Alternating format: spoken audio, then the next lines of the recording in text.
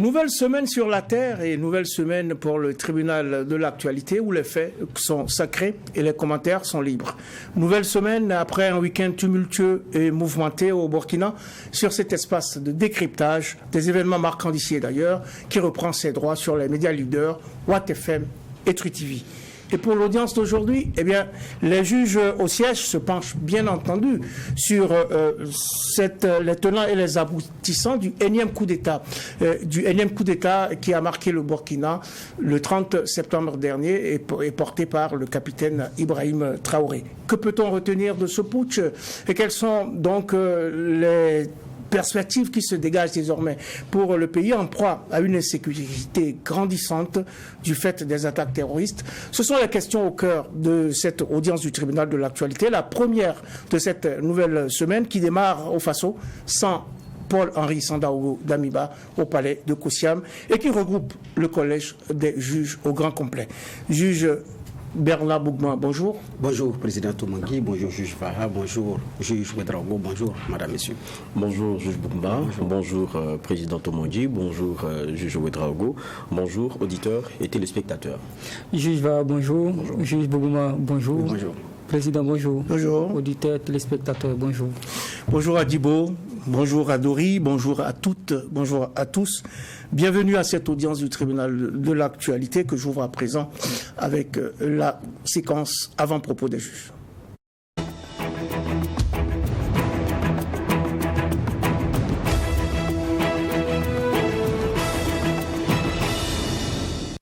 C'est lundi, c'est une nouvelle semaine qui commence. Juge Bernard Bougma, quel est votre avant-propos du jour? Merci.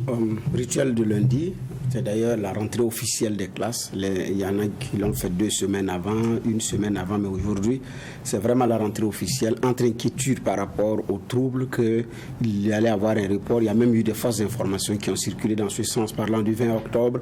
Et donc, finalement, la rentrée a été maintenue. Donc, bonne rentrée des classes aux élèves, aux parents, au personnel enseignant, aux encadreurs, aux fondateurs, donc à toutes ces personnes qui interviennent dans la chaîne de l'enseignement au niveau du Burkina Faso. Beaucoup de courage, je dis surtout aux parents, stressés, et puis avec le coût des produits, des fournitures qui ont flambé, ce n'est pas aussi tout à fait simple. Donc je dis beaucoup de courage à toutes ces personnes, bonne semaine à tous, et puis aussi une fenêtre pour dire merci à tout le monde pour le témoignage de fraternité, de solidarité, de prière que j'ai eu suite à ce que j'ai publié sur ma page Facebook faisant l'objet des menaces dont j'étais l'objet et dont le juge Ouedraogo en avait déjà parlé en avant-propos. Encore merci à tout le monde. Excellente semaine à tout le Burkinabé, vivement la paix et l'apaisement des cœurs. La paix et l'apaisement des cœurs, juge Inoussa Ouedraogo, quel est votre avant-propos du jour? Merci, Président. La paix et l'apaisement des cœurs passent également par Guibo. Guibo qu'il faut impérativement sauver. On se souvient de ce convoi qui avait pris la direction de Guibo et qui a été attaqué du côté de Gaskindé et qui a courroucé tous les Burkinabés, qui a révolté les uns et les autres, tant la menace était violente et barbare.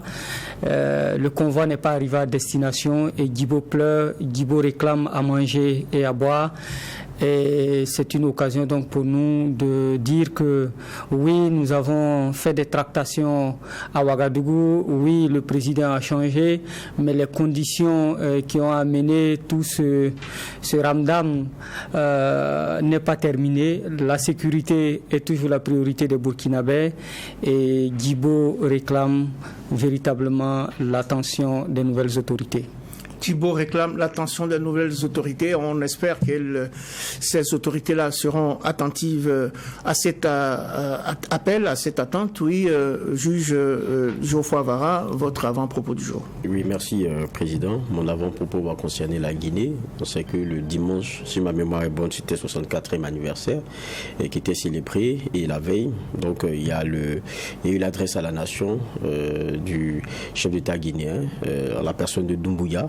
Et ce qui a été le plus remarquable, c'est bien la main tendue à l'endroit des partis politiques, donc de façon générale, un message dans lequel il demande de saisir cette main-là comme un genre d'opportunité.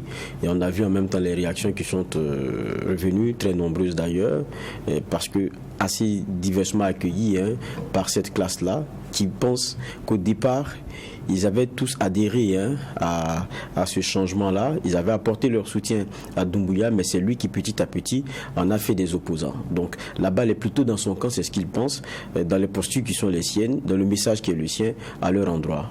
Maintenant, Doumbouya a été clair dans son message. C'est ensemble qu'ils vont réussir la transition. Et c'est clair que ce sera aussi avec les partis politiques.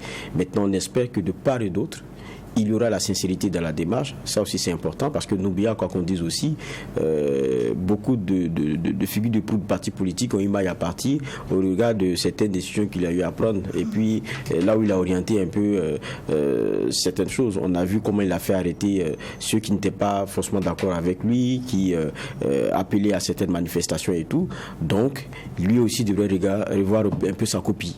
Ça aussi c'est une réalité. Et puis aux acteurs politiques aussi de ne pas toujours ressasser ce qui les divise, mais mettre l'accent sur ce qui les unit, parce que le dénominateur commun pour eux c'est la Guinée, et puis réussir à sortir de cette transition là pour revenir à un ordre normal, celui où le civil gère ce pays là et que le militaire aussi a affairé à autre chose. 64 années d'indépendance pour la Guinée qui a dit non à la France le 28 septembre 1958, mais donc qui est indépendant depuis le 2 octobre 1958.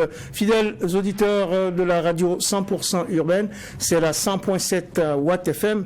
Vous suivez votre émission Le Tribunal de l'actualité, consacrée pour cette première audience de la semaine au coup d'État du 30 septembre 2022 au Burkina Faso. Bernard Bougma, juge Bougma, est-ce selon vous un coup d'État attendu, souhaitable, inévitable? Bon, attendu, souhaitable, inévitable. Monsieur le Président a beaucoup de tables. Non, ce qu'il y a, c'est qu'un coup d'État n'est pas souhaitable. Parce que quand il vient, c'est comme s'il venait pour régler un problème. C'est d'ailleurs ça. Vous voulez dire qu'il n'est pas venu pour régler un problème? C'est des problèmes qui entraînent le coup d'État. Et ce genre de problème, nous n'en voulons plus. Et donc, ce qui fait un coup d'État, je dis bien, il n'est pas souhaitable. Parce que quand il arrive, c'est vrai qu'il arrive comme une solution, mais en réalité, c'est dans une situation difficile qu'il intervient. C'est comme une extrême solution. Donc, c'est vrai qu'on a une culture de coup d'État au niveau du Burkina qu'il faut exorciser. Je pense que c'est en train de l'être dans les esprits des uns et des autres. À un moment donné également, on va passer à une autre page de notre histoire pour ranger le coup d'État définitivement. Et donc, maintenant attendu au regard des développements des choses, ce que je pourrais dire, c'est, on ne dirait pas attendu, mais c'était, comment on appelle ça, c'est comme si il y avait des germes, il y avait des prémices, qu'à un moment donné ça n'allait pas aller, mais on se disait qu'à l'intérieur une solution allait être trouvée.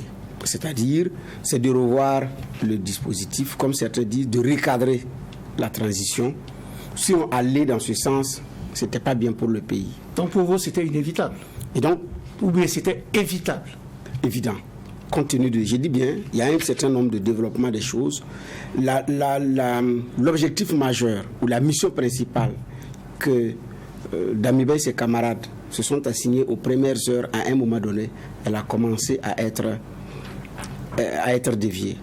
Quand on tient compte également d'un certain nombre de nominations, dans certains cercles se disent ce n'est pas ce qui était prévu au départ, et avec un tel dans ce dispositif et un tel dans tel dispositif, nous allons perdre le match. Donc il fallait revoir. Et moi j'avais dit que l'espoir qu'on continuait dans la chance de continuer dans la même direction, c'était d'attendre, et c'était le discours bilan. J'ai dit à partir du discours bilan, la ligne d'orientation que Damiba prendrait pourra déterminer s'il va terminer cette affaire-là ou pas. Parce que je me suis dit qu'après, il allait tirer les conséquences qui vont avec. Et maintenant dire, ensemble, revoyons les choses, recadrons, parce que au bilan, je vois que ce n'était pas ça. Mais on ne pouvait pas le dire. Parce que quand vous le dites, ça devient un problème. Alors qu'effectivement, à un moment donné, la direction n'était pas bien. Et à la fin du bilan, moi, je m'attendais à une main tendue à toutes les autres entités de la société pour se reprendre ensemble et réorganiser les choses. Mais tel que j'ai vu que les choses sont en train d'aller dans un sens, et c'était compliqué, parce que lui-même, il prend le ministère de la Défense. Jusqu'à son départ, il est resté commandant de la 3e région militaire. Dans ce contexte de crise, vous avez une présidence à gérer, un conseil des ministres que vous présidez, donc des ministres à gérer. Vous prenez la défense nationale, vous ajoutez. Et vous patronnez encore la 3e région militaire. C'est lourd. Et ensuite, il y a un poste à côté que vous présidez. On nous a dit que le MPSR est dissous après la création de la charte. Vous arrivez aux États-Unis, après la mise en place de l'organe de suivi et d'orientation. Après le COST. Exactement. Mais quand vous arrivez aux États-Unis, vous dites en anglais que MPSR is a way of... C'est vrai qu'il n'a pas terminé la phrase, ça laisse percevoir que ce n'était pas vrai. Donc, il y a un problème de cohérence à un moment donné. Donc, la conséquence, c'était que les forces vives se parlent, ou bien à l'intérieur, ils trouvent une solution. Et ce qui a conclu à l'Assemblée générale extraordinaire du MPSR qui a eu lieu vendredi. Et au terme de cette Assemblée générale, il a été conclu que M. Damiba soit déchu de ses fonctions et être remplacé. Donc c'est comme si c'était un remaniement présidentiel opéré à l'issue d'un congrès extraordinaire du MPSR. C'est ce que je caricature comme ça. Et pour terminer, personne n'a bougé. Quand ils ont dit c'est le MPSR, personne n'a dit vous là. Vous ne pouvez pas venir, un groupe de soldats, créer votre MPSR et prendre en otage un pays et faire ce que vous voulez. Personne n'a contesté. C'est quand les uns et les autres ont entendu que Damiba ne voulait pas lâcher prise que les jeunes sont descendus dans la rue. Donc la saine lecture, c'est de dire que ici ce n'est pas le MPSR forcément le problème, mais à un moment donné, c'était devenu la personne de Damiba qui a été induit en erreur ou qui s'est laissé induire en erreur par d'autres officines. Et je pense que c'est ce qui a conduit à une telle situation. Alors, juge Inoussa Ouedraogo, est-ce que vous pensiez que ce coup d'État était évitable, inévitable? C'était attendu? Vous attendiez à ce qu'il y ait cette nouvelle irruption armée sur la scène politique burkinabé? C'était prévisible, à mon avis, parce que tous les ingrédients étaient réunis. La situation sécuritaire se dégradait de plus en plus. Damiba s'était écarté de sa mission première, qui était de restaurer la situation sécuritaire. Malheureusement, c'était devenu une restauration politique. En plus de cela, il y avait comme le fait que le mensonge était érigé en mode de gouvernance entre la réalité du terrain et ce que dépeignaient les autorités. Il y avait un écart abyssal. En plus de cela, il y avait une sorte d'arrogance, de suffisance, de manque d'humilité qui contraste avec ce que veulent les Burkinabés. Toutes ces conditions réunies, ajoutées au fait que ce que je pourrais qualifier de malgouvernance était devenu patent, avec une augmentation sauvage des salaires des autorités, que ce soit au niveau de l'exécutif ou que ce soit au niveau du Parlement. Donc, il y avait un certain nombre de choses comme ça qui montraient que la situation ne pouvait pas rester telle et qu'il y avait deux options. Soit à un moment donné, les militaires entre eux règlent leurs contradictions, ou que le peuple s'invite dans la danse à travers une insurrection. Moi, personnellement, j'aurais préféré la seconde option parce que, généralement, le coup d'État nous ramène en arrière. On est dans le perpétuel recommencement. Donc, vous auriez préféré une insurrection? Absolument. Comme en 2014? Peut-être mieux qu'en 2014. Parce qu'en 2014, l'insurrection n'est pas allée à son terme. Le peuple a été court-circuité. Et aujourd'hui encore, j'ai le sentiment que l'élan insurrectionnel, l'élan révolutionnaire du peuple a été encore court-circuité. Parce que on sentait les frustrations au niveau des populations, on sentait l'adrénaline monter, il y avait un besoin véritable de changement en profondeur. Malheureusement, ce n'est pas arrivé à son terme. Mais le plus important, c'est que le peuple a montré qu'il n'était pas d'accord avec ce qui se passait. Il a montré son appui aux nouvelles autorités, à elles de savoir s'appuyer sur notre peuple pour gouverner. Parce que chaque fois qu'on s'écarte de ce peuple-là, alors on se retrouve toujours dans le décor. Mais si on fait la volonté du peuple, si on suit le peuple dans ses besoins, dans ses aspirations, il n'y a rien à faire. On réussit toujours. Alors, s'appuyer sur le peuple, est-ce que, juge Vara, vous perceviez, vous aussi, avant le 30 septembre, ces deux options dont a parlé le juge Inoussa, soit un coup d'État, soit une insurrection? Est-ce qu'on pouvait éviter ce qui s'est passé le 30 septembre? Moi, je pense que ceux qui nous écoutent et que nous regardent au tribunal de l'actualité chaque matin, qui sont fidèles à ce rendez-vous, ont pu voir au regard de nos analyses les craintes que nous émettions sur la perception que les Burkinabés de façon générale ont de la gestion des choses par Damiba. Ça, on l'a dit ici. Et je veux dire, la plupart des gens c'est une perception que nous traduisions sur ce plateau. Donc, les Burkinabés, eux, le sentent déjà dans leur quotidien, le ressentent dans leur quotidien. Maintenant, nous, on a peut-être la chance d'avoir accès à un micro comme ici et à un plateau. Donc, on se fait ce porte-voix-là. Et puis, à travers le plus qu'est le nôtre, on essaie de partager ce qu'on peut. Donc, et c'est pas que sur ce plateau-là que la tendance était donnée. Je pense que quand vous parlez d'évitable, la plupart des plateaux que nous avons ici, il faut dire, par notre presse burkinabé, elle est assez de qualité. Pour peu que Roch Kaboré ait écouté, pour peu que Damiba ait écouté, ils auraient pu éviter beaucoup de choses. Maintenant, il y a un genre d'entêtement. Il y a eu un genre d'entêtement. Et c'est ce qui conduit à ce dans quoi nous sommes aujourd'hui. Maintenant, est-ce que on avait déjà la lecture qu'il y aurait un coup d'État? Nous ne sommes pas des charlatans. Et comme je disais hier à quelqu'un qui disait qu'il avait tout prévu, que c'était même un capitaine qui allait venir, j'ai demandé si vous étiez un tapeur de sable.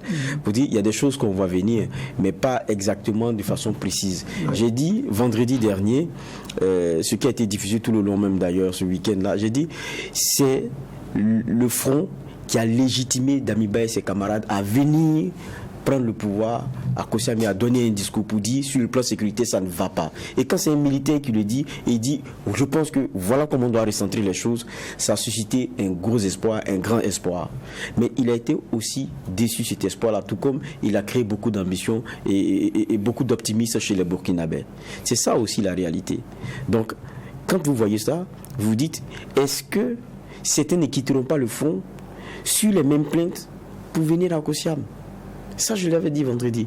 Mais pas que j'entrevoyais déjà qu'il allait avoir un coup d'État et quoi que ce soit. C'est pas de ça qu'il s'agit. Mais moi, la grande question qu'il faut se poser,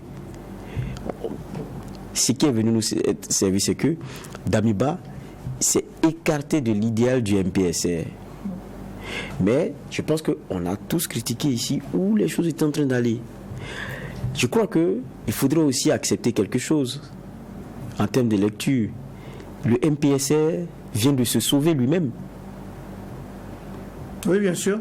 Parce que s'il continuait d'être solidaire de ce que Damiba faisait, je ne suis pas sûr que le MPSR, dans le message qu'on aurait eu, si c'était d'autres personnes, on n'aurait pas dit la première des choses, le MPSR est dissous.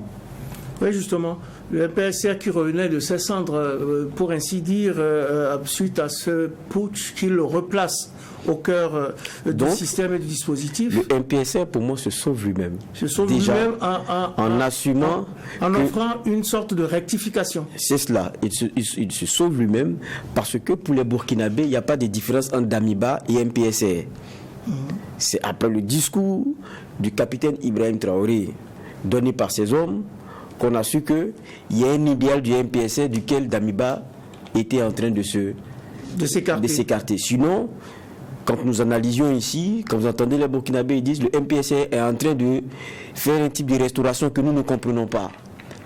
Eux-mêmes viennent nous dire la restauration qui est en tête d'Damiba, ce n'est pas ce que nous voulions. Donc c'est maintenant qu'on commence à comprendre un peu les choses. Sinon, de façon exhaustive ici, est-ce qu'on peut dire qui est du MPSR ici? Est-ce que nous pouvons citer ceux qui composent le MPSR? On ne sait pas. On ne sait pas. Donc je veux dire que c'est un mouvement qui vient de se faire un coup d'État pour se sauver. Parce que où c'était en train d'aller, ils allaient partir ensemble. Que ce fût d'autres militaires ou pas. Il se sauve en offrant donc une rectification. Que pensez-vous justement de cette offre de rectification? Vous avez la parole, gardez-la en attendant qu'on fasse le tour rapidement sur cette question. Donc, déjà dit comme ça, je pense que à partir du moment où ils viennent mettre fin à ce qu'ils appellent un genre de dérive de Damiba, au regard de l'idéal et de la direction qu'ils ont donnée, je pense qu'ils ont pris la pleine mesure de ce que les Burkinabés ont regardé et n'ont pas accepté un certain nombre d'éléments qui, pour eux, donnaient une lecture de la restauration dans laquelle on est en train de partir, celui d'un ancien ordre, où certains étaient maintenant beaucoup plus à l'aise pour même porter plainte et remettre en cause la question de 2014 qu'on a eu, l'insurrection, avec, quand vous regardez au sein du CDP, un penchant clair pour l'une des tendances, avec un parti dont le récépissé est bloqué et tout, on voit un peu les tendances qui sont en train de faire. Certains qui sont beaucoup plus à l'aise. Donc du coup, il y avait des choses qui étaient quand même assez évidentes. Et même dans les nominations qui étaient faites, dans la composition qu'on avait pour accompagner la vision du CNPSR, là, il y avait beaucoup de questions à se poser. Est-ce que ceux qui sont venus, qui ont dit, vous avez dévié M. Damiba, ont tiré toutes les leçons? Je ne veux pas être dans un optimisme de départ, parce que je pense aussi que c'est un peu niais que de se retrouver dessus à chaque fois. Non, il faut garder toujours une petite prudence. Parce que c'est dans cette prudence-là qu'on accompagne avec une bonne critique pour pouvoir continuer de corriger les choses. Ce qu'ils sont venus nous donner, c'est très intéressant pour dire qu'il faut recentrer les choses sur la question sécuritaire. Je pense que ce qu'ils avaient dit au départ, et je pense qu'ils ont pu tirer les leçons de ce qu'ont été les décisions de Damiba et la façon dont il a commencé petit à petit à beaucoup plus s'intéresser à la chose politique qu'à autre chose. Le rôle du militaire, c'est de nous enlever de la situation dans laquelle nous sommes aujourd'hui. Je crois que c'est ça qui est le rôle la situation sécuritaire, vous voulez dire. Voilà. Et donc, très préoccupante. Très préoccupante. Et s'ils veulent se retenter là-dessus, je pense que ça, c'est très intéressant. Maintenant, pour moi, il faut maintenant se projeter. Ils disent, on va remettre le pouvoir soit à un civil, soit à un militaire. Voilà les grandes questions qui commencent à devenir très intéressantes pour nous. Et puis qu'ils tirent les leçons de comment est-ce que petit à petit, on s'est retrouvé dans la situation avec Damiba. Depuis même la composition de ce qu'on appelle force vive à consulter, il y a eu des problèmes. N'oubliez pas, ils ont été dans du sélectif, dans du partiel et de partiel. Dès le départ, ça ne pouvait donner que du non-inclusif à la fin. Alors, est-ce qu'ils vont tirer les leçons de cela? Quand il dit on va consulter les forces vives, est-ce que ça sera ce que le Burkina a de plus représentatif? Les petits jeux de couloir, ça va déjà commencer. Les petites entourloupes, là, ça va déjà commencer parce qu'il y en a qui en sont des experts dans ce Burkina-là. S'ils ne prennent pas la mesure des choses dès le départ, ils peuvent se retrouver entremêlés dans les mêmes pinceaux. Alors, juge Bougman, juste le propos du juge Vara, c'est de dire il faut regarder la situation en face, tirer les leçons de ce qui s'est passé, ce qui a conduit à ce changement. Justement, il évoque dans l'offre de rectification promise cette promesse d'une transition possiblement civile après des assises inclusives. Est-ce que cela vous convainc? Est-ce que cela vous satisfait? Oui, c'est clair, parce que l'armée burkinabé est au service du Burkina Faso. Et donc, si les militaires s'engagent pour que les lignes bougent, naturellement, vous ne pouvez pas le faire en étant sélectif, comme si vous êtes au service d'un clan et non d'un pays. C'était ça. Oui, mais jusque-là, c'est une intention qui a été formulée. Est-ce que vous êtes convaincu par cette intention? Est-ce que vous pensez qu'effectivement, on va y arriver, mettre en place ou convoquer rapidement ces assises-là pour qu'en sorte un président consensuel du Faso et que, justement, les militaires, ou les autorités militaires au pouvoir fassent le backup sécuritaire, en quelque sorte? Sur ce plan, je pense qu'on peut leur accorder une bonne, comment on appelle ça? Le bénéfice du doute. Voilà, parce que je ne vois pas comment est-ce que... Parce que s'ils arrivent et qu'ils sont encore sélectifs, on va arriver dans les mêmes travers. C'est parce que l'autre a été sélectif que des gens se sont arrogés le droit à un moment donné de les protéger, qui sont devenus leur police, qui sont devenus leurs gendarmes, et c'est eux qui assurent maintenant la police publique. Donc, je pense que cette parole pourrait être tenue. Et puis, ce n'est même pas compliqué à faire. En 2015, on l'a fait. En 2015, on l'a fait. Même le CDP qui venait d'être chassé a été associé. Donc, ici, c'était très, très, très, très sélectif, comme l'a dit, pour ne pas reprendre les termes de juge Vahar. Ouais. Mais maintenant, on arrive à une situation où c'est même indispensable. Et je pense que c'est même mieux. Dire c'est la chose du peuple, c'est la chose de la population. Comment est-ce que ensemble, on cogère notre pays. Et donc, toutes les énergies sont attendues, toutes les forces sont sollicitées. Se mettre ensemble, s'entendre pour regarder dans une seule et même direction pour effectivement caler les choses. Maintenant, transition avec un président civil ou avec un président militaire, ça dépendra de ce que les forces vives vont trouver et ça dépendra de qui également nous allons désigner en termes de profil pour pouvoir effectivement continuer. Mais je pense que d'un point de vue, c'est même une bonne méthode. Parce que ce qui a manqué à Damiba, les premières heures, et ça je l'ai dit ici, les premières heures, quand j'ai regardé la composition des organes, et surtout les assises. Vous regardez les OSC qui ont été conviés aux assises et vous regardez qui est président ou coordonnateur ou je ne sais pas moi de quel OSC, ça vous dit tout déjà par rapport effectivement à l'orientation, ça ne pouvait être que ça. Alors qu'on a des fêtières organisées. Vous avez le Conseil national des organisations de la société civile, vous avez au niveau de l'éducation, il y a des fêtières qui sont là, les ONG ont leur fêtière, le SPONG est là, de la paysannerie, vous avez la CPF qui est là. Donc ce sont des entités bien organisées qui ont une longue expérience en fonction de leur domaine et qui ont suffisamment d'énergie à apporter. Vous demandez à telle organisation qui a telle expérience, vous demandez, il dit non, nous on n'a pas été associés à quoi que ce soit, on a appris les choses à la télé. Vous êtes, comment on appelle ça? Vous dites, mais qu'est-ce qui se passe?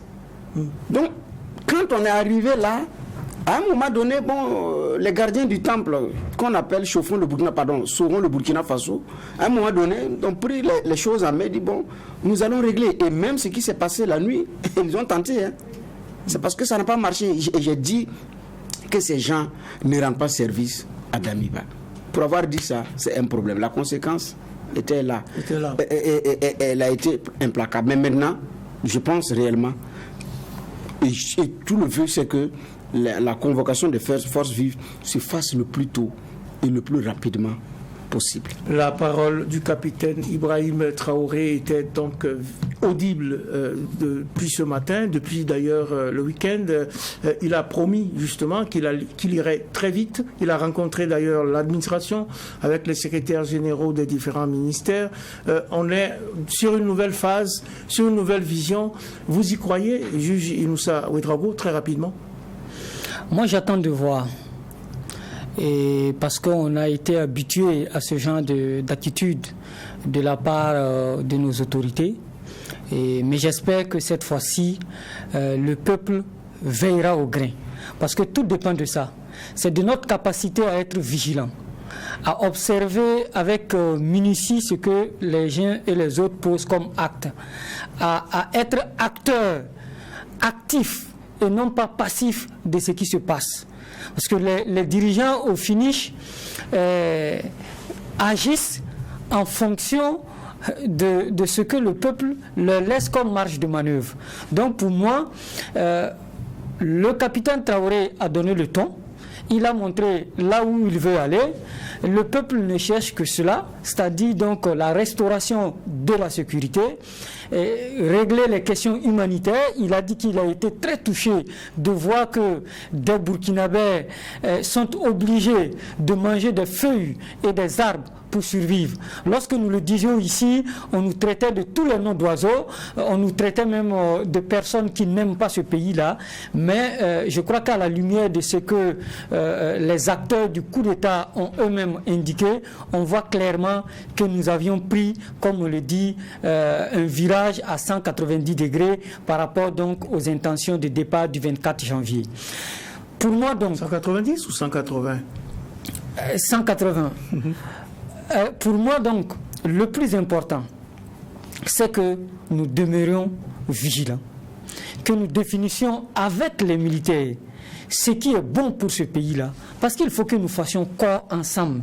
Il n'y a pas d'une part l'armée de côté et d'autre part le peuple de côté. Il faut qu'il y ait cette symbiose entre notre armée et le peuple, pour définir clairement ce que nous voulons. L'autre aspect qui me paraît important en ce moment, c'est de regarder la cohésion au sein de notre armée. Très souvent, notre armée n'a pas parlé le même langage. Ce qui m'a souvent fait dire que nous avions des officiers, des sous-officiers, des soldats de qualité, mais nous n'avons pas une armée, parce que nous n'avons pas une équipe forte, disciplinée, avec une doctrine bien connue de tous et orientée vers des résultats concrets. Ce qui fait que nos énergies sont dispersées. Des pro-Guéniéré, des pro-Bassolé, des pro-Zida, des pro-Damiba, des pro-maintenant Ibrahim Traoré. Tout ça doit cesser. Nous devons former une armée unique, dynamique, forte, moderne et structurée. Nous avons les capacités de le faire. Et nous devons surtout adjoindre les paramilitaires, parce qu'ils ont toujours décrié, notamment la police, le fait qu'on ne leur donnait pas le matériel nécessaire pour mener le combat. Je pense que la situation est telle que nous devons mettre ensemble les énergies et les synergies et faire en sorte que tout le monde, en fonction de sa mission, soit doté de l'équipement nécessaire. Enfin, le peuple s'est mis debout et a montré que il était prêt à soutenir son armée. Cette guerre que nous avons n'est pas le seul fait de l'armée, et si le peuple a fait corps avec son armée, il faut bien entendu organiser le peuple comme il le faut pour qu'ensemble nous menions ce combat. Je l'ai toujours dit, il n'est pas au-dessus de nos compétences, pourvu que nous travaillons collectif, que nous ayons la même vision, que nous soyons encore plus patriotes, et nous vaincrons ce terrorisme-là.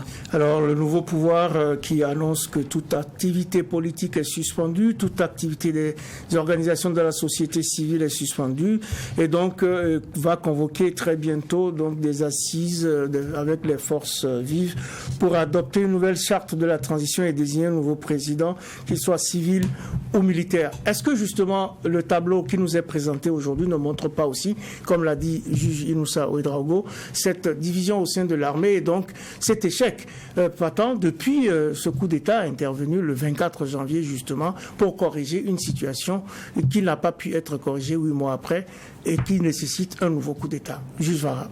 Oui, c'est vrai que hier dimanche, on a eu droit à un communiqué de la hiérarchie qui a dit que ce qui se passait, ce qui se disait, il faut faire attention parce qu'ils sont derrière.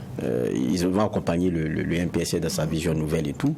Mais il y a eu aussi, à la vérité, que beaucoup de Burkinabés ont senti que même quand pour Damiba ça semblait plié en interne, ça ne devrait pas être simple pour Ibrahim Traoré et ses camarades. Peut-être que certains n'ont pas eu le courage de dire à Damiba certaines choses, ou bien de lui faire comprendre certaines choses, mais quand les capitaines se sont assumés, certains ont vu peut-être l'opportunité de quelque chose, ou bien on craint, parce que quoi qu'on dise aussi, quand ce sont des capitaines qui font un coup d'État et qui gèrent, je ne sais pas, ceux qui sont au-dessus, qu'est-ce qu'ils deviennent, ou bien s'ils ne perdent pas un peu de la superbe de leur galon. Ça aussi c'est une réalité, on connaît comment l'armée fonctionne. Mais ce sont des capitaines qui et ses camarades qui se sont assumés face à Damiba. Ça aurait pu tourner autrement. Mais qu'est-ce qu'on retient? L'armée ne monte pas en puissance.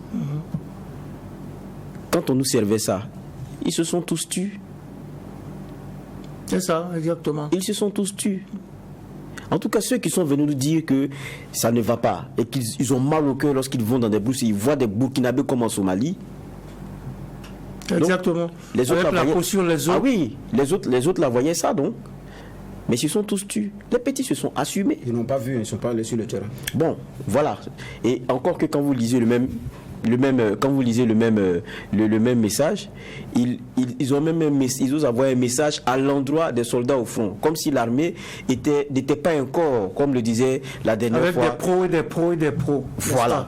Et qu'il faut corriger maintenant. Il faut qu'ils s'assument. Il faut qu'il s'assume. Je pense que dans l'une des interventions de Ibrahim Traoré, il a parlé de l'embourgeoisement de l'armée. Je ne pense pas que ce soit ceux qui sont au front qui s'embourgeoisent. Bien sûr. C'est nos gradés qui sont assis à Ouagadougou ici, qui sont en train de s'embourgeoiser. Alors qu'on est dans un pays en guerre où celui qui est au fond, évidemment, ne doit pas se sentir coupé de celui qui lui donne l'ordre d'y être et qui doit l'organiser. Et qu'il sente qu'on risque les mêmes choses au même titre et d'une certaine façon. Parce que vous êtes avec nous. Pas que les choix nous exposent et que par après, on se retrouve un peu esselé sur le terrain. Je crois que c'est ça le problème. Donc si on a recentré ça, si on a compris ça, ça va beaucoup nous aider. Mais tout à l'heure, dans votre tour de table, vous ne m'avez pas permis de revenir sur la question de civil ou militaire en termes de passage. Oui, allez-y. Juge Ouaha. Les deux, parce qu'aujourd'hui, c'est la grande question. Si c'est un civil, qui ça peut être? Ou bien est-ce que les militaires vont s'effacer vraiment pour laisser un civil? Ils sont venus parce qu'ils ont dit que Damiba s'est écarté de l'idéal du MPSR. On est dans un coup d'État. On est après un coup d'État, le 24. C'est comme si, c'est vrai qu'il n'y a pas eu d'élection, mais il y a un idéal. C'est comme dans un moment normal, on dirait qu'il a été élu sur la base d'un programme. Là, il n'y a pas d'élection. Ils sont venus avec un programme, mais c'est eux seuls qui savent, parce que c'est eux le MPSR. Ils disent il y a un idéal dont il s'est écarté. Si on met un civil, j'espère qu'il sera enseigné à cet idéal-là. S'il s'en écarte, qu'est-ce qui va se passer? La question. Deuxième élément, on va mettre un militaire comme Premier ministre si on met un civil comme président. La question du Premier ministre, on sait, c'est gérer l'action gouvernementale. Et puis, c'est les orientations politiques essentielles qui guident avec une orchestration avec les différents ministères et départements qu'il y a. C'est beaucoup plus politique. Ouais. Est-ce qu'il faut aller s'emmerder avec un militaire qui devrait, pour nous, être plus préoccupé par la question sécuritaire? Maintenant, s'il faut un président civil, il faut un homme de guerre. Un homme de guerre, ce n'est pas forcément un militaire. Il faut un homme de guerre. Maintenant, qui? Quand on regarde, maintenant il faut regarder. Et si il y a des problèmes, regardez ce qui s'est passé avec Roch Kaboré. On a dit vos décisions, tout ce que vous faites là, ça n'arrange pas le front. Dégagez. Donc il va falloir choisir. Donc la question, il faut qu'on sache que c'est une perle là. La question, elle est épineuse. Et il ne faudrait pas qu'on se retrouve dans une situation où on revient dire à un civil que vos choix maintenant, ce n'est plus bon. Partez. J'ai dit on est dans un coup d'État, donc on est aujourd'hui dans un scénario malien aussi, plus ou moins. Comparaison n'est pas raison, mais quelquefois faire des parallèles n'est pas déraisonné et n'est pas fou. Comparaison n'est pas raison. Les Maliens ont tenté aussi la même chose, civil ou ancien militaire, mais on a vu ce que ça a donné. J'ai dit soyons prudents dans ce qu'on va faire, comment on va choisir les choses, mais je pense que si on a d'abord ceux qui vont décider, c'est-à-dire que ce qu'on a appelé force vive. Si on a fait un bon choix, on a été très inclusif, on a été assez large, je pense qu'on peut avoir confiance en la décision et en ce qui va en sortir. Si maintenant on n'a pas bien fait les choses, parce que le capitaine Ibrahim Traoré, je suis convaincu que ceux qui une fois dans la vie ont eu son numéro et puis l'ont reconnu le matin sont en train de l'appeler. Il y a beaucoup de gens qui lui soufflent à l'oreille. Ah oui, les partis politiques là, chacun a commencé à voir ce qu'on peut gagner et puis comment est-ce que la transition là peut devenir un genre de transmission pour nous. Parce que lui, c'est la quête du pouvoir. Chez les ONC, là, on commencé dans les laboratoires à changer même des noms ou bien refaire comme les danses de sorcières là et se remettre à se réorganiser pour dire bon, écoute, moi, on m'a déjà trop connu devant Damiba. Toi, je pense que toi, on t'a pas. Est-ce que toi, tu es déjà trop sorti dans les images? Non, je pense pas. Bon, lui, on va le mettre devant. Oui. Et c'est ça la réalité du Burkina. Il faut que les gars ils fassent vraiment attention. Il faut qu'ils fassent attention à ce marchandage politique qui va s'instaurer. Un œil sur le temps, vous nous écoutez sur 100.7 FM, c'est Watt FM. Nous parlons justement du coup d'État intervenu le 30 septembre dernier à Ouagadougou avec le collège des juges au grand complet, c'est le tribunal de l'actualité. Un mot rapide sur cette démission de Paul-Henri Sandaogo Damiba. Qui, vous l'avez souligné, a parlé justement de conditions avant de partir, conditions que le capitaine Ibrahim Traoré qualifie plutôt de souhait de poursuite du renforcement de la cohésion au sein des armées, des forces armées, poursuite de la réconciliation nationale, respect des engagements pris avec la communauté économique des États de l'Afrique de l'Ouest et la poursuite de la réforme de l'État. Qu'est-ce qu'on peut dire de ces conditionnalités souhaits de Paul-Henri Sandaogo Damiba qui finalement lâche du lest alors qu'on craignait un affrontement fraternel entre diverses factions des forces armées nationales. Bon, personnellement, moi, j'ai été étonné de ce qu'il appelle ça comme condition, parce que personne d'ailleurs ne peut venir et s'écarter de ça. Donc les engagements avec la communauté internationale, du reste, quand d'ailleurs le vendredi, ils sont sortis pour lire leur communiqué, ils ont dit que les engagements avec la communauté internationale, ça va être tenu. La question de la poursuite de la réconciliation, personne n'est opposé. De Blaise Compaoré, jusqu'à Roch-Marc Christian Kaboré, ça a toujours fait partie de l'agenda politique. Maintenant, chacun a eu sa méthode et ça n'a pas marché. Le président Kaboré avait sa méthode, Damiba avait sa méthode, Traoré est arrivé, s'il continue président ou bien c'est un autre président, de toute façon, il y a également une méthode. Donc c'est sur la méthode qu'on ne s'entend pas. Donc je ne pense pas que ça ce soit réellement des conditions en tant que telles. Je pense que la vraie condition, ce sont les garanties pour lui et ses hommes, la protection vis-à-vis de la loi. C'est beaucoup plus peut-être ça, ménager la porte de sortie. Sinon le reste là, c'est dans la réforme de l'administration burkinabé, elle ne date pas d'aujourd'hui. C'est un grand chantier qui a commencé depuis longtemps et qui continue. Donc, de Sungalo Apollinaire Ouattara, Seydou Bouda, en passant par le professeur Séni jusqu'à Bassolma Bazié, il y a même un secrétariat permanent pour la modernisation de la bonne pour la modernisation de l'État. Voilà, et la bonne gouvernance. Il y a même un secrétaire permanent qui s'occupe de ces choses-là. Donc, il a travaillé à moderniser les concours là. Il y a eu beaucoup d'évolutions. On s'inscrit en ligne, on compose. Donc, ça dit que cette évolution-là, elle est là. Donc, quand j'ai vu ça, bon, moi, ça m'a fait sourire, quoi. Je ne sais pas qu'est-ce qu'il appelle condition de poursuite de la modernisation, des réformes, de la réforme de l'État. Non. Donc, je pense que les chantiers prioritaires, c'est d'abord la sécurisation. Maintenant, comme c'est un État, ces questions, on ne peut pas les occulter. Donc, je pense que les vraies conditions qu'il a voulu mettre là, c'est lié à lui-même, à ses biens, et à ces hommes. Je pense que c'est beaucoup plus là. Sinon, le reste, je ne vois pas en quoi est-ce que c'est des conditions en tant que telles. C'est effectivement peut-être des souhaits. Là, oui. Maintenant, la fenêtre sur la jeunesse.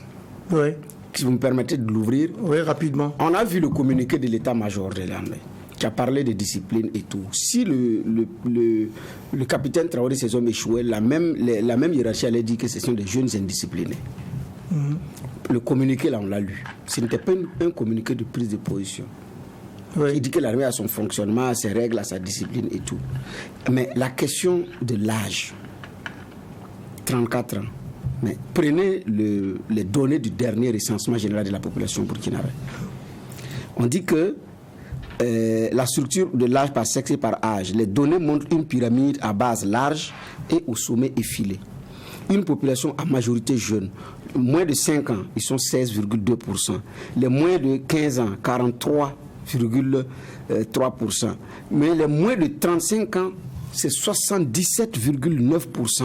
De la population. De la population. Burkinabé. Et de moins de 65 ans, c'est moins 3,4%.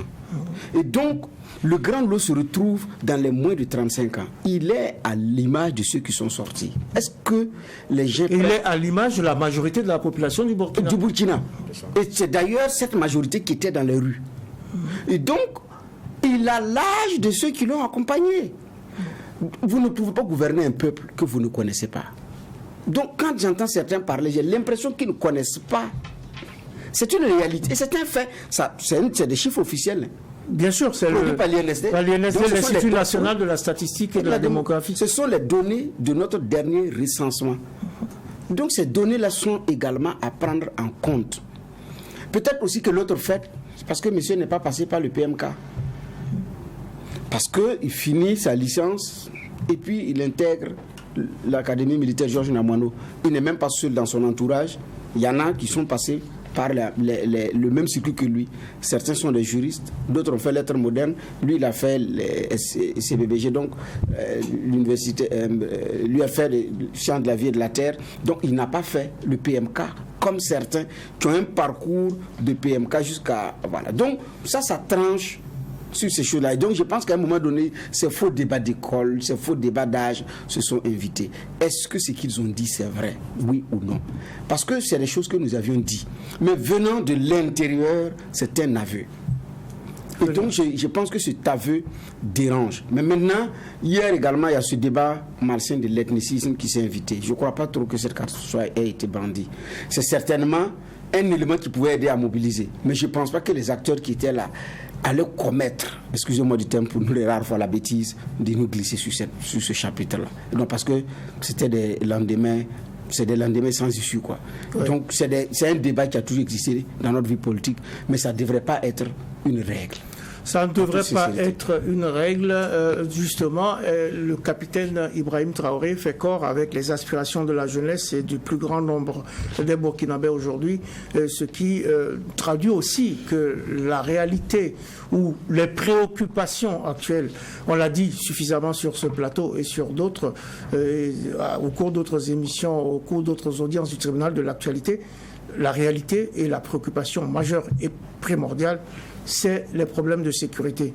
Bien évidemment, et très très rapidement, il y a ce positionnement de la CEDEAO qui tient à ces délais, mais comme on n'a plus beaucoup de temps, parlons des perspectives. Quelles sont les perspectives qui s'offrent maintenant au pays par rapport ou après ce putsch qui est intervenu, et on aimerait bien que ce soit le dernier dans ce pays. On espère que ce soit vraiment le dernier et il faut travailler à réunir les conditions pour que ça ne survienne plus. Je voudrais dire que ce pays a tellement d'expérience que les solutions sont à la fois faciles et difficiles. Mais pour peu qu'on s'accroche au peuple, on ne peut pas se tromper. Ou même quand on se trompe, on a des ressorts nécessaires pour rebondir. Il n'y a pas d'autre alternative en dehors des voies tracées par Sankara et ses compagnons. On n'a pas d'autres alternatives. Il faut lutter contre la corruption. Il faut remettre l'administration au travail. Et il faut sécuriser le pays en impliquant le peuple burkinabé. Ce n'est pas plus que ça. Le peuple nous demande sécuriser le pays en premier lieu. Tout va ensemble. L'un ne va pas sans l'autre. On ne pourra pas réussir la sécurisation de ce pays-là en n'impliquant pas le peuple. On ne peut pas aussi arriver à lutter contre le terrorisme tant que la corruption aura pignon sur rue. Et on ne peut pas aussi dire que on a fini de lutter contre le terrorisme tant que l'administration ne se redéploie pas pour se mettre au service de ce peuple. Donc, ça s'imbrique. La sécurité ne peut pas être isolée. Parce qu'un peuple qui a faim est en insécurité. Un peuple qui n'a pas d'administration est en insécurité. Donc, tout va ensemble. La gouvernance, la sécurité, l'administration du territoire, tout est imbriqué. Et nous avons les capacités de le faire. Et je voudrais vraiment lancer un cri de cœur à nos officiers. J'insiste là-dessus parce qu'on ne peut pas continuer à abandonner les sous-officiers et les soldats au front. On ne va pas vaincre tant qu'on ne va pas arrêter cela. Regardez le capitaine qui vient prendre ses responsabilités alors qu'il y a des commandants, il y a des lieutenants-colonels, il y a des colonels, il y a des colonels-majors, il y a des généraux. Donc l'écart est abyssal. Si on s'amuse à continuer dans cette dynamique-là, où il y a une partie de l'armée qui est dans les bureaux climatisés et qui refuse d'aller au front, la prochaine fois, ça sera des lieutenants qui vont s'inviter à Kossiam pour diriger ce pays-là. Donc, j'ai dit que il faut que nos officiers se mettent sur le pied de guerre et acceptent d'aller au front, acceptent d'organiser le combat. Maintenant, la CEDEAO doit comprendre que nous avons une priorité. Et cette CEDEAO-là, une fois de plus, doit faire son mea culpa. Vous avez vu le premier communiqué de la CEDEAO, complètement en déphasage. Ils sont déjà là pour mettre la pression. Non. Il faut laisser Ibrahim Traoré, avec son peuple, décider de là où ils veulent aller. Et après, vous allez accompagner. Parce que dans tous les cas, il l'a déjà dit, il n'est pas question de s'écarter du calendrier déjà émis par la CEDEAO. Cette CEDEAO-là nous disait ici que l'armée monte en puissance, à commencer par Ambalo, le président en exercice, alors que c'était faux. Donc ils se sont mis du côté de Damiba.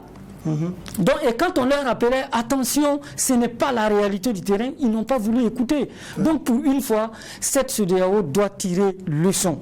Nous avons besoin de leur accompagnement parce que c'est ensemble que nous allons gagner ce combat-là. Mais il n'est pas question que la CEDEAO nous attrape la main pour nous conduire là où ils veulent qu'on aille. Non, ils se mettent derrière et ils suivent le peuple burkinabé dans ses aspirations les plus profondes. Accompagnement de la CEDEAO, une palette s'ouvre désormais donc pour le pays. Le président le président du MPSR, le mouvement patriotique pour la sauvegarde et la restauration, a rencontré les secrétaires généraux hier. Comment vous voyez là, donc, la perspective rapidement au niveau de ce pays? Est-ce que les premiers pas, les premières mesures vous semblent aller dans le bon sens? Oui, Juge Vara. Oui, je pense qu'en les rencontrant, ça c'était déjà logique, parce que l'administration doit être assurée et puis se remettre se mettre sur pied et avancer. Exactement. Parce que quoi qu'on dise, ces petits passages-là entament une économie qui est déjà assez entamée par le contexte dans lequel nous sommes. Il faut se relever, continuer à travailler, aller très vite. C'est pour ça même le fait qu'il y ait la reprise, par exemple, des cours, la rentrée comme cela avait été prévu, je pense que c'est bon, ça permet à tout le monde de se remettre dans le bain et puis avancer.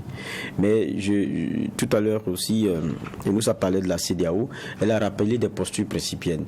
Maintenant, après, elle est revenue pour dire qu'elle est derrière pour accompagner. Maintenant, pour moi, il faut qu'on se dise aussi la vérité.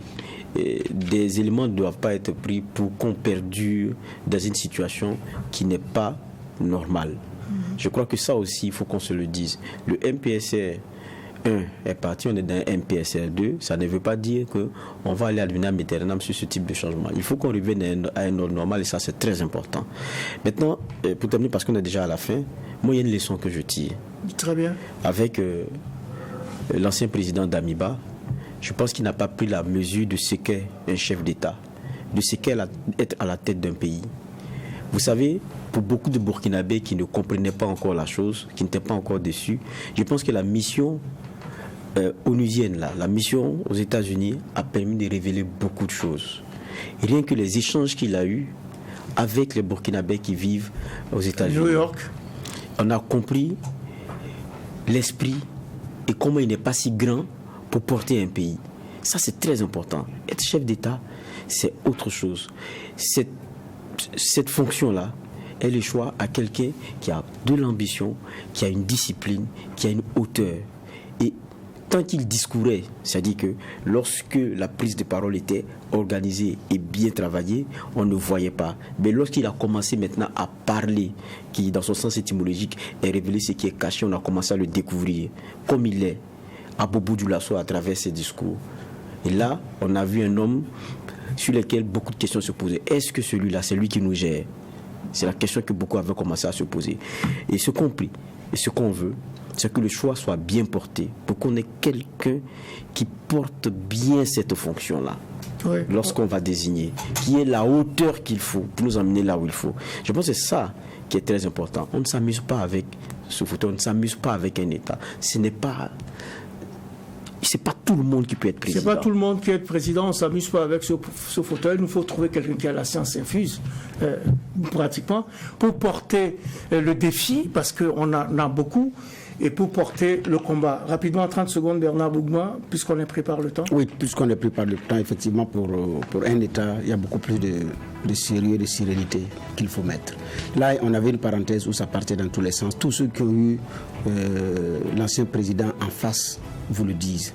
Il y a quelque chose de pas lourd. Il y a des rendez-vous avec des personnalités, le retard ne s'explique pas.